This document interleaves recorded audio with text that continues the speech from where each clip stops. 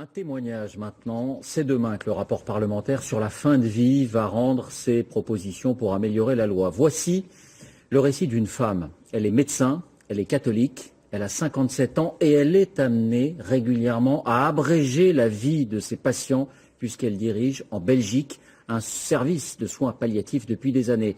Là-bas, l'euthanasie est légale et encadrée depuis 12 ans.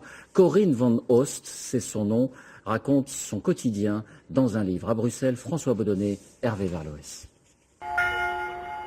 Chaque dimanche, sa paroisse l'accueille à bras ouverts. Pourtant, cette catholique pratiquante ne respecte pas l'un des commandements de la Bible, « Tu ne tueras point ». Corinne Van Oost est médecin en Belgique. Elle dirige un service de soins palliatifs. Avec son équipe, elle apporte soulagement et réconfort à des patients souvent incurables. Donc au niveau respi, ça va mieux? Oui, ça va beaucoup mieux. Mais parfois, en dernier recours, et si le malade le demande, elle pratique l'euthanasie. En tant que médecin, catholique ou pas, je me suis d'abord engagée à soulager la personne. Donc c'est clairement un échec, l'euthanasie. C'est un échec par rapport à pouvoir soulager sans tuer. C'est un échec. Mais si cette personne-là, concrète, je n'arrive pas à la soulager autrement, et si elle me dit je préfère mourir plutôt que de continuer à vivre, et si je n'arrive pas moi à lui proposer une autre solution, le Dieu auquel je crois, c'est pas celui qui dit non, de toute façon il faut vivre jusqu'au bout. Jusqu'au bout, c'est-à-dire souvent quand la souffrance devient insupportable. Bonjour monsieur.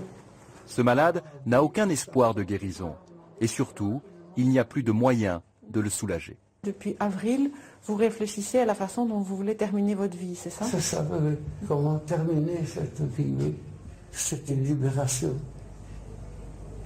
Un moyen de mourir sans trop de souffrance, dignement.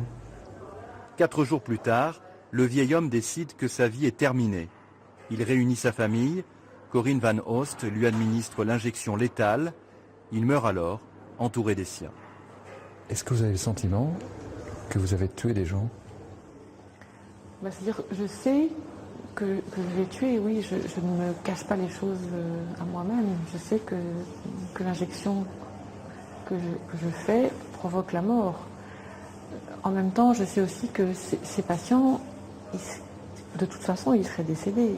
Ce sont des malades avec des maladies graves qui sont à quelques jours ou à quelques semaines de leur fin de vie naturelle. Cette impression de soif... En Belgique, l'euthanasie est autorisée, mais strictement encadrée. Dans ce service qui accueille près de 200 malades chaque année, moins d'une dizaine d'entre eux choisissent de mourir ainsi. Mais comment une catholique peut-elle pratiquer un acte que sa conscience devrait lui interdire? La souffrance, elle ne sert à rien. Si la personne n'arrive pas à donner sens à sa fin de vie, si sa souffrance reste énorme, moi je trouve que la priorité pour ma conscience, c'est la personne. Et malgré cette opposition avec la ligne officielle de l'Église, Corinne Van Oost reste une catholique engagée. Elle dénonce une forme d'hypocrisie et elle veut ouvrir le débat. Je pense qu'il y a des questions à travailler en Église, et plutôt que de jeter l'anathème sur ceux qui essayent de les travailler, sûrement maladroitement, je pense qu'il vaudrait mieux se mettre tous ensemble au travail et se dire mais c'est quoi la mort? C'est quoi ce passage-là? Mais l'Église catholique n'en est pas là, et le témoignage de ce médecin continue de déranger.